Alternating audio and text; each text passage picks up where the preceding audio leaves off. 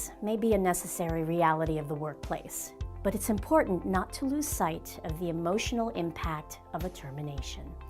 If possible, schedule the meeting at the end of the workday or prior to a weekend, so that the employee will have the opportunity to go home to engage family and friends for support. Also, try to avoid termination during a holiday, which could appear insensitive to outsiders and other employees. Of course, for egregious infractions, the employer may have no choice. On Wednesday here, Eddie skipped work and didn't tell anybody. Sure. You terrible Eddie, you know what it feels like, okay? This happened to me on Friday. It's bad news. It's another Friday. So here's the deal. Eddie skipped work and didn't tell anybody, and sure, it was due to a bad 7-Eleven Big Bite hot dog he ate the night before that gave him a stomachache, which is totally true, but you still never called in sick officially. So people were lost, we didn't have people do the work, so naturally, you have to be taught a lesson. Generally, a termination meeting should involve 2 management personnel: the manager responsible for termination and a witness.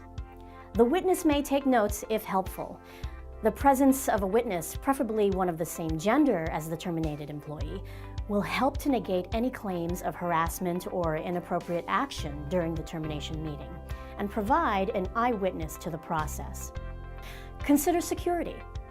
Sadly, the recent history of violence in the workplace means that employers must be prepared for the possibility of an outburst by the employee, either during the termination meeting or soon afterward.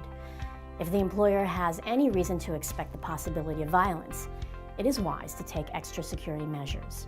This would include escorting the employee from the building and perhaps having security guards on standby. The tone of the meeting should be one of dignified professionalism, and it should be run in an orderly and efficient manner. It's an actual notice of termination suspended between 2 blocks of ice. It's a real, actual pink slip, and it's surrounded by all this ice. And if the slip is unfrozen, by the end of the show, Eddie will be effectively fired. It is important to remain professional and objective.